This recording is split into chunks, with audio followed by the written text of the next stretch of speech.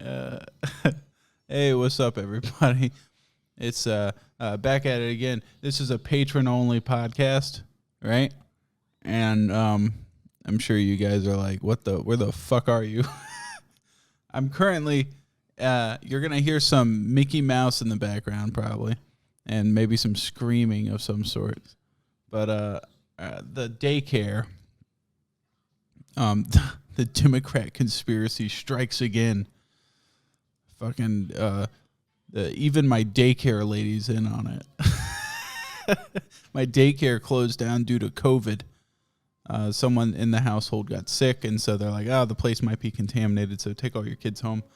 And well, actually, they had some like off-site location that was like 20 miles away. Like, I'm not driving that. I already work from home. Like, I'll just watch her and get like 90% less work done. And you guys are going to have to listen to a podcast with fucking Mickey Mouse and Donald Duck in the background. That dude, I live in such a... I talked about this like in my last podcast, I think. I was like, dude, this quarantine's going to be coming around again. And but I was talking recently. I love like acting like I'm on people's side when I talk to them, no matter who they are. Because then once they realize you're on their side, then they really open up about if you come off as confrontational, then they start getting defensive, right? And so I sit there and try to get a read on people and my neighbors, man, my family members, people in the community around here. There's a lot of people that are like big Trump supporters that think this whole COVID thing is like a Democrat conspiracy to make them look bad. You know, and I was like, wow, how shrewd and cunning these Democrats are. Because if they had just gone and attacked the old conservatives with COVID first, that would have been too easy to figure out that it was them. But the fact that they attacked all those hundreds of thousands of Chinese people, you know, before even coming over to the U.S., that's what really sets them apart. That's what makes them such a cunning enemy, you know? I bet you they sicked the virus on the Chinese because the Chinese people, I don't think a single Chinese person voted for Obama, you know? The Chinese nationals had a very low turnout at the polls in 2008, and they were like, oh, we'll get them back with this COVID thing. God, you really got to watch out for those people. Around here, that's the thing. It's like everything's a fucking conspiracy. So those goddamn Democrats making me wear a mask. And, yeah, so there's not much mask wearing around here. And there's a whole lot of people getting in fights outside of Wendy's because they're like, it's my goddamn right to come into Wendy's and eat their darn Baconator right there in the store. Dude, everybody's been talking about, like, what are those people called? The essential workers. People talking about essential workers like nurses and shit, fucking doctors, whatever, waste management. Nobody gets flack as much as fast food workers. Those are the heroes that they should be. They're tearing down all these Confederate statues. They need to replace them with just a guy flipping patties, like a fucking... Just some fucking sculpture of a man with a spatula in his hand. Countless times I'll be at like a drive-thru because that's like the only place you can eat now is at drive-thrus. They opened up in my area, and then the cases started skyrocketing, so they closed everything back down. Like, and it wasn't by mandate, like it was voluntary. Like the restaurants were like, I ain't having this shit on my hands, so they closed it down. And I have seen while I'm in the drive-thru, these fucking guys pull up in their big trucks, get their kids and their fucking wife out of the car, and they walk up to the front door, and like the people like poke their head out with a mask on. They go like, you can't eat in here. We've closed it down. And the people always go like, are you fucking serious, man? What the heck? What the fuck? And they get like upset, borderline fighting these people, like gonna barge in there, serve me food, and they get turned away. Honestly, I think it's kind of funny, to be honest. But anyways, so yeah, if you haven't noticed, there's like fucking decorations in the background and shit. My daughter turned 2, and so we had like this birthday party thing. And we did the really responsible thing of right when cases are ramping up and everything. We had a huge get together with a bunch of family members. Everybody's sharing food, coughing in each other's faces. I think that the science behind it, it's not the science, but I think the thought process is that everybody in the family has been quarantined. Therefore, if everybody's been quarantined, then we should all be fine together, right? You know, I don't know. We got together for one meal. Oh, shit, you want me to play another episode? Oh, wait, I got the remote right here. Play next episode. Play that thing. There you go. We went to this place. What's the name of it? I can't remember the name of this place. It's a country store, right? Okay, by the way, there's two different types of country stores. There is a country store, and then there's a store in the country. And this place is a store in the country.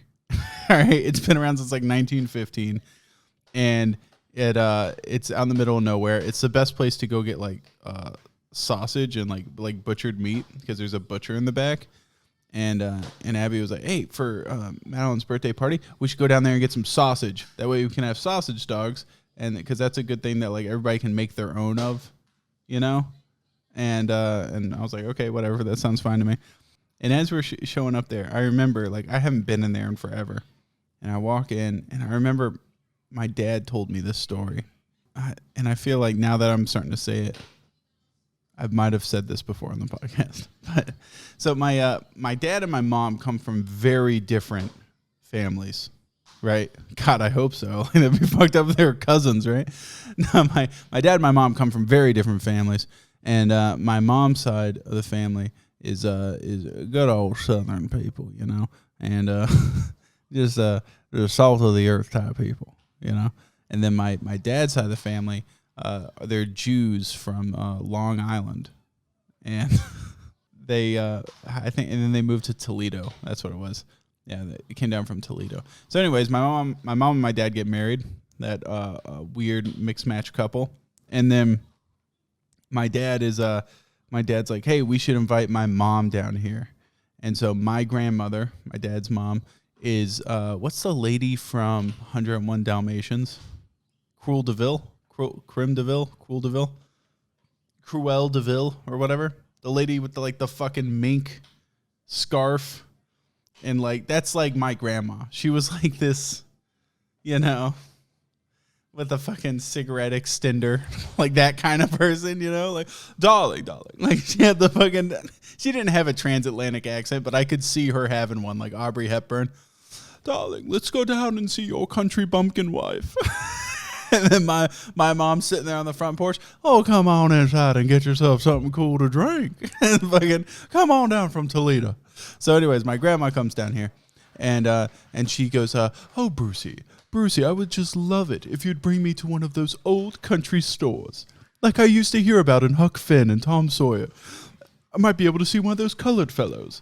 And I was like, my mom was like, oh, I got just a place. Come on in. So they go out to this fucking country store, the place with the sausage, right?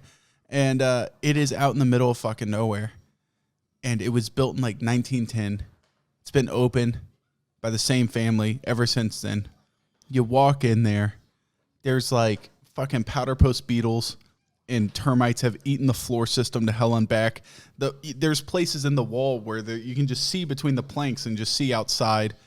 They have like it's great, dude. It's a cool place. They got like these old ice chest freezer things that look like they're from Fallout. Like they have chrome on them.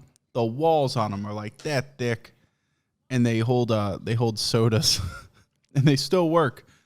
And they're cool as shit. They say like Coca-Cola on the side of them. They're bright red, and probably with like lead paint all over them. And the place is cool, but there's not much in there. There's like 3 aisles of stuff. And when I was emphasizing that there's 2 types of country stores, this is the type that there are. There's the country store, which is a store in the country providing foods and services to people that are out in the country. And then there is a country store that is trying to capture what normal people think a country store should be. There's like an idealized, like it would be the difference between seeing what a photograph of a cowboy looks like and then, you know, like what a fucking cowboy is or like what we think they are, you know? Because if you actually see a picture of a cowboy, they're just kind of dudes. But then when we think of them, we think of, what's that fucking guy that always has the double pistols from the Looney Tunes? That's just firing up into the air. Like, that's what everybody thinks a cowboy is. I forget that fucking guy's name. But it ain't that. So my grandma saunters into this country store and and sees that the floor has holes in it and shit. And there's 3 aisles. And each aisle has, like, they space things out on the aisles so that it looks like they have more inventory than they have. Because, like, the first thing will be, like, a big corn sack of grits. And the next thing will be, like, a jar of pickled pig's feet. And then one aisle over, they'll have engine degreaser for your tractor. And then they'll have, like, a thing of Preparation H, you know? Because they're really providing foods and services to people that live around them, you know, like that's really what it is. It is a country store. They're providing shit to like the people that live next to them. Hey, are you yanking on my cords back there? Hey, go watch some Mickey. Do you want to watch something else? Huh? What are you smiling about? She keeps going. So she keeps like looking up at all the cords. I swear if she starts yanking those, I'm going to flip. Anyways, so my grandma goes in there and sees that this place has like 4 things in there and then a butcher in the back and goes, what the fuck is this place? Right? Like it's not at all. She's like, this ain't a country store. This is a fucking shithole in the middle of the country. So she's like, bring me to a real country store. And my dad's sitting there thinking, he's like, a real country. What would a lady in Toledo, Ohio think a real country store is? And then it comes to him, right? And he brings her to Cracker Barrel. And she walks in and goes, oh, Brucey, this is exactly the type of thing I was looking for. Because she thinks a country store has like Lincoln Logs and fucking Jacob's Ladders and shit. And she didn't think that like a country store would be like a fucking Tractor Supply Company type place, you know? And so that was her version of a fucking country store was Cracker Barrel. And now I'm getting attacked with a fucking Etch-a-Sketch or something. What is that? Oh, I'm sorry. It's a Magnadoodle. Do you want me to erase that? The kid knows how to draw, but she cannot erase her own Magnadoodle. Pretty limited skill-wise. This is what you guys are going to get for a very long time because this quarantine thing's going to happen again. I've been stuck for the past 2 days watching these cartoons over and over again. And she likes like 3 cartoons. She has not, my daughter has not expanded her viewing inventory of cartoons. And I'm going to be honest with you. Her criteria for what makes a good cartoon is pretty lax. Like she's not a fucking film critic when it comes to cartoons. If she can just like recognize what the main character is, then she'll watch it. There's one called How Much I Love You or something like that. Guess How Much I Love You. That's the name of it. It used to be a kid's book, and now they've made it into a cartoon. Fantastic. It's actually fantastic. For a kid's cartoon, it's wholesome. It's beautifully animated and stuff. And, I have no problem with that. But these other 2 she watches, there's 3 cartoons she watches. And Guess How Much I Love You? Fantastic. Love it. Love every minute of it. But there's another one. First of all, Mickey Mouse Clubhouse. Mickey Mouse Clubhouse is a fucking nightmare. All right, first of all, his clubhouse is just some modern art version of Mickey himself.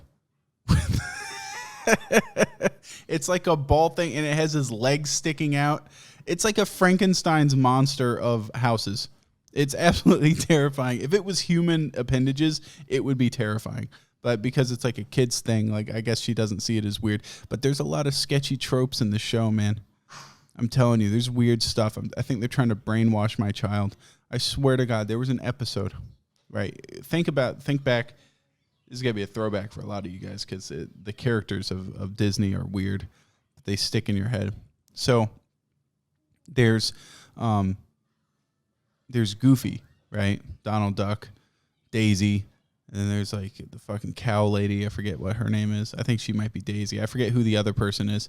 And then there's they have like some weird Joseph Mengele doctor, Dr. Van Drake, who is like Donald Duck, which by the way, there was the whole Donald Duck series where he's like in the Third Reich, you know? So I assume Dr. Van Drake was supposed to be some sort of fucking Holocaust scientist or something that they've repurposed into Mickey Mouse Clubhouse. Goofy is an anthropomorphic dog, right? What's wrong? Oh, you want me to erase it? All right. Here you go. There you go. All right, so Goofy, right? He's an anthropomorphic dog, which means he has dog features, but in human form. So he like walks on two legs. He can talk and stuff, and like he has fingers, but he is a dog. Then there's Pluto, who is just a regular dog. Now they're both referred to as dogs in the show, but Pluto doesn't speak any English. He walks on all fours. Goofy, on the other hand, normal guy can use doorknobs and shit, but he is a dog as well.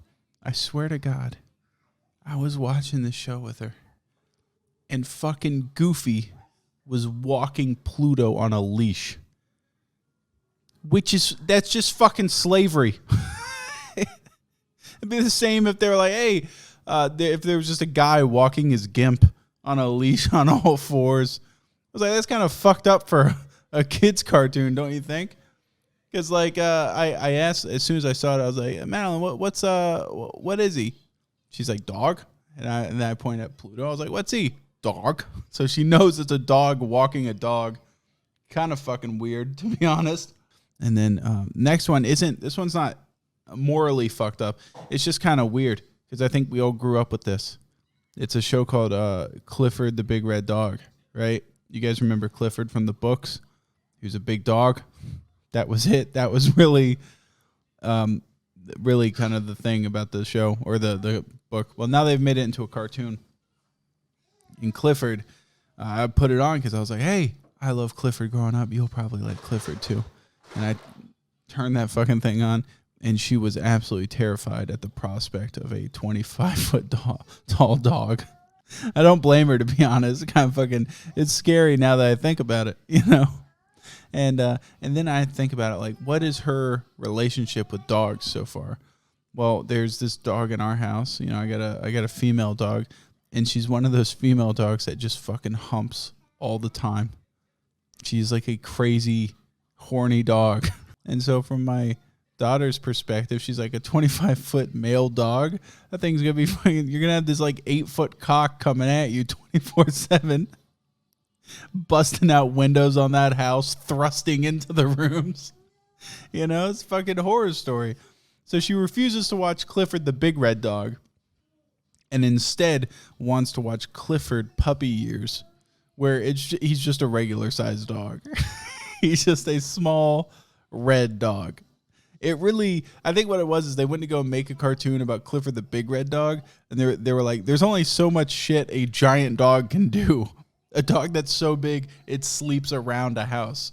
So if we could somehow make him smaller, and so Clifford the Big Red Dog becomes just Clifford the dog, And so Clifford the dog lives in Brooklyn, and there's always some like moral story going on with Clifford. Like last one I was watching, there was like some kids were skateboarding, and then like a taller, older ethnic kid shows up. And Clifford's little wisecracking bird friend looks down and goes, "Uh-oh, here comes trouble," as the black kid walks over. And then the two younger kids were like, hey, do you want to join us skateboarding? And then the older black kid was like, oh, sure, shit, Jive Turkey, let's do it. Come on, blood. And it was like, and then they skated off into the sunset. And I was like, please don't teach racial stereotyping to my daughter, please. Like, I would really prefer it if you didn't. Clifford, you fucking normal-sized dog. Which, by the way, considering, if you think about like the timeline of Clifford, he starts off in Brooklyn, apparently, during the puppy years. And then he eventually ends sleeping around a house. So there's a point in between that they don't show you, where Clifford starts growing and becomes like Clifford the puppy dog, to Clifford the regular dog, and then probably Clifford the very large, like, why do you have this dog that's this big? Clifford the scarily large dog. The Clifford the we need to leave the inner city and go into the suburbs dog. My dog keeps raping my neighbors. That's how big Clifford is. He keeps fucking raping my neighbors. I have to leave and find a house that he can stand over in the pictures. Oh man, I was talking about this with Bizzle. This one's kind of fucking good, to be honest. You guys ever seen? There's this book called The Lovely Bones that my wife was reading a while ago, and she thought it was fucking incredible. And I heard the book is very good. It's about a girl who, why'd I laugh before I even said it? It's about a girl who's raped and killed, right? That's not funny. Now that I said it, it's not funny at all.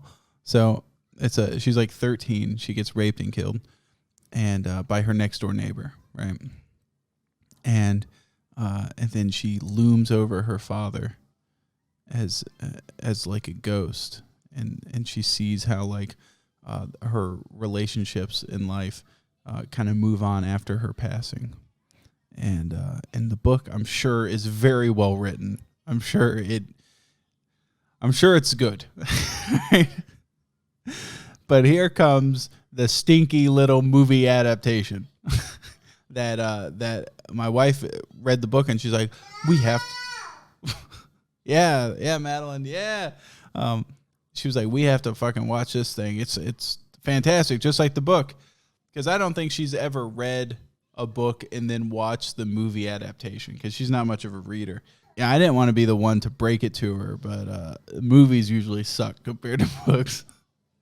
And this one was no fucking exception here, man. This thing's fucking horrible. But what's hilarious about it is it skews it. Because I'm sure the book was like tense and like, wow, I'm watching my dad try to figure this out. And they didn't have a visual aspect to it. But the movie, her dad is played by Mark Wahlberg, who's not regarded as a very smart man. And so this lady's fucking raped and murdered by her neighbor, who looks like a pedophile. He just fucking Stalt, put up a picture of this fucking guy from The Lovely Bones. Tell me if you knew a 13-year-old that got raped and murdered, and that guy was anywhere within a 5-mile radius, I would be like, look into that guy. I don't care if he's the mayor of the town or the police commissioner. Fucking look into that guy's past, because that guy just looks like he fucks kids. So this lady is dead. She's a ghost, and she's sitting there watching her dumbass, retarded Mark Wahlberg dad try to piece together who her murderer is. And the whole time, he's on the other side of a row of hedges, like looking over the hedges. It's so fucking, I would be so frustrated.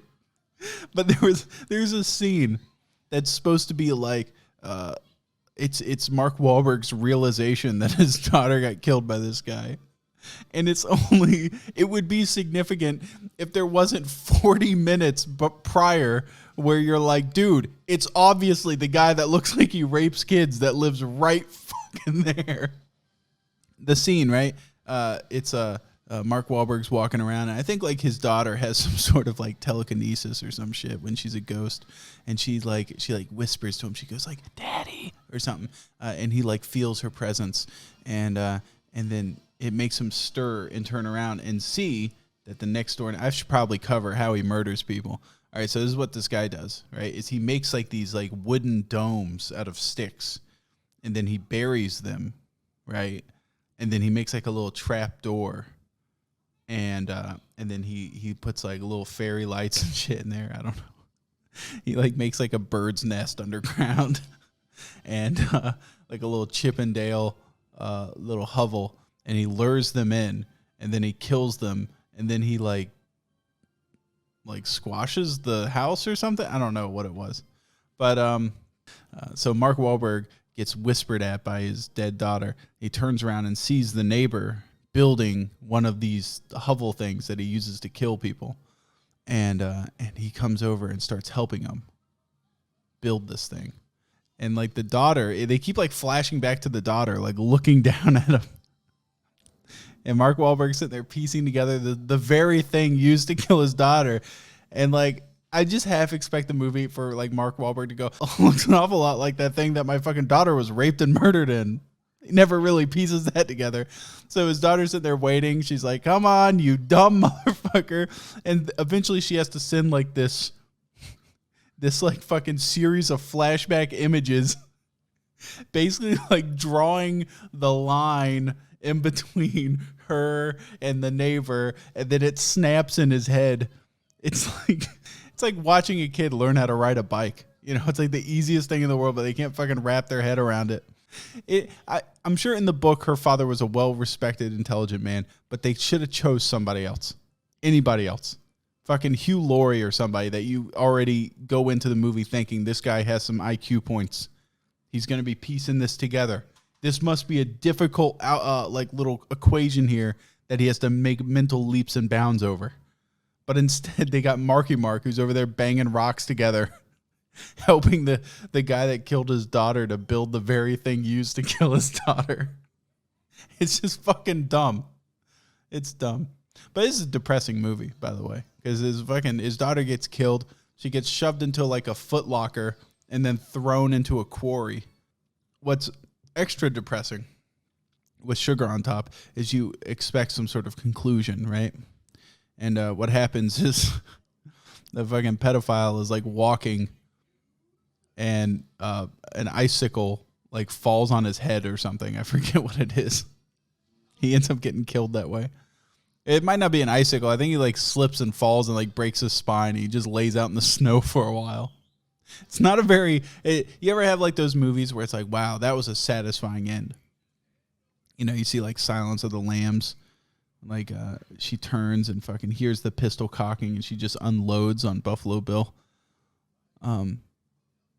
You know, that's very satisfying.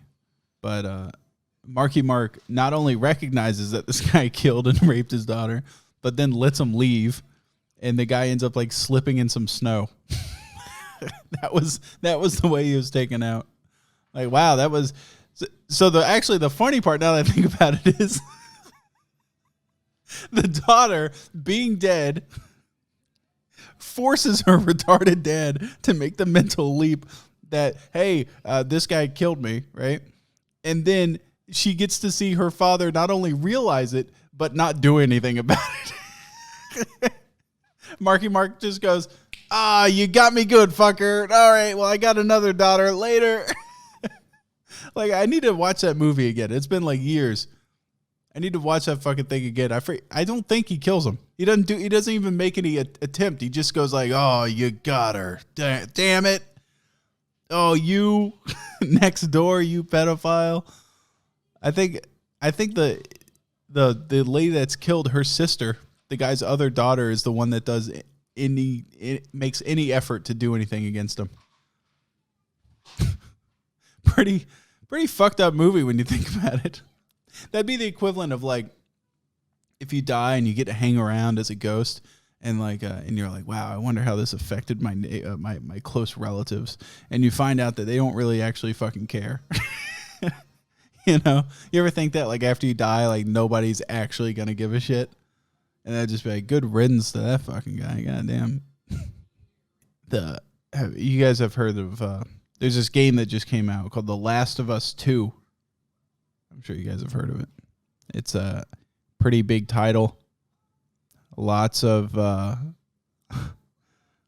controversy surrounding it. Something about the people that developed it. I think it's Naughty Dog. Is it Naughty Dog? I think Naughty Dog has an issue with paying their employees. They expect their employees to want to make this shitty game for free.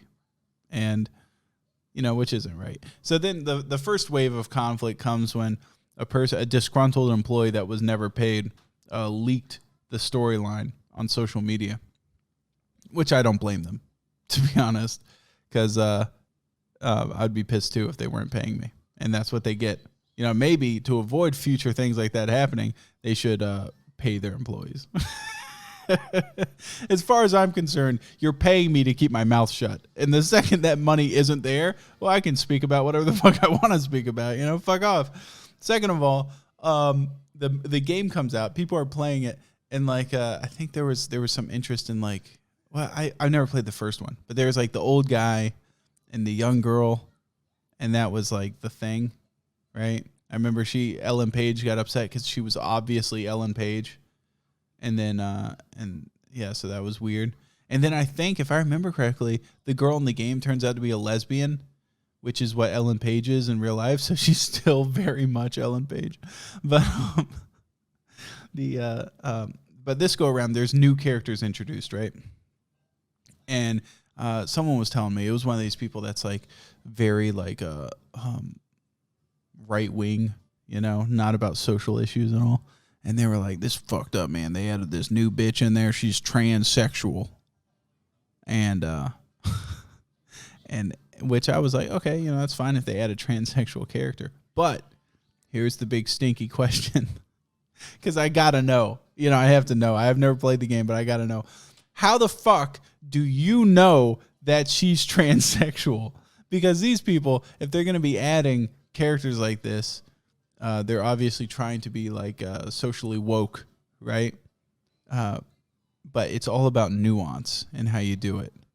If you want a strong female character, don't tell me that there's a strong female character. Just make a Ripley, that just is a female that just does strong things. And then I'll go, oh, that's a strong. Don't have some guy come in and go, oh my God, that's Ripley.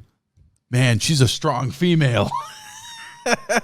And then just have her sit in the corner and go, yeah, that's me, Ripley. Yeah. Just have her do shit. Right. So I'm wondering, does she just say it, or do you find out some way that she's transsexual? And knowing this fucking company and their ineptitude so far, I guarantee you the girl walks in and has a conversation with someone, and it's just so ham-fisted. And I hope she brings it up in every confrontation. She gets into a fist fight with someone and beats him up. And she's like, wow, you just got beaten by a girl that used to be a guy. Or she's able to fucking lift a car off someone, with her fucking crazy mom strength. And she's like, wow, I wouldn't have been able to do that if I wasn't born biologically a male and then transitioned through a series of hormones into a female. And I really hope they just keep working it in over and over again. Really drive it home that she's transgendered. But I'm sure it's tasteful. I'm sure it is. Because I ain't got no problem with it. But what's funny, though, is I was sitting there looking at the sex scene, right? Because I had heard there was all this hype about the sex scene. And I'm sitting there looking at it. I was like, wow, that's kind of hot. They're really giving it to her. And then I find out she's transgendered. So I'm like, wow, they're doing anal in an apocalypse. It's pretty brave. I doubt she has wet ones for her asshole or anything. That thing's probably grimy as fuck, dude. You have to burn that dick off when you're done with it. Dude, I'm just saying, I feel like anal should be reserved for society hasn't collapsed. We have very, very open access to hot baths and soap and possibly enemas. I feel like if there's one time when you shouldn't do anal, it's probably in a post-apocalyptic world. That's all I'm saying. This is about the stupidest shit I've ever fucking heard of. But, talking about movies and buttholes and shit, we're talking about, I was remarking with my friend Bizzle about, I was talking about how some people have like beautiful pink assholes. We were talking about Miss Vex. I was like, how the fuck? I remember asking her, I go, how the fuck do you have such a pink, like white butthole? You know? And I assumed she had bleached it because I had a series of questions about asshole bleaching. And she's German, you know? So she goes, what the fuck do you mean? Sounding like a mad scientist. What the fuck? I found out a way to have both the titties and the cock. And I was like, wait, you're just like born with it? She's like, yeah, I was just born with a white butthole. And so then I was like, well, what the hell, man? I got this fucking horrible brown asshole. And Bizzle goes, I think some people are just born with the shine. You know, like in reference to like a nice clean butthole, like they got a little shine to them. And then we started thinking about it, like, you know, the movie The Shining. That's what they call it, The Shine, like the telepathic abilities. What if you take that entire movie and you replace the shine, the telepathic part, with just having beautiful bleached buttholes? And so, you know, all those scenes with old Mr. Halloran become an awful lot different. You know, that scene where he's in the kitchen and he walks up to Danny and he goes, Danny,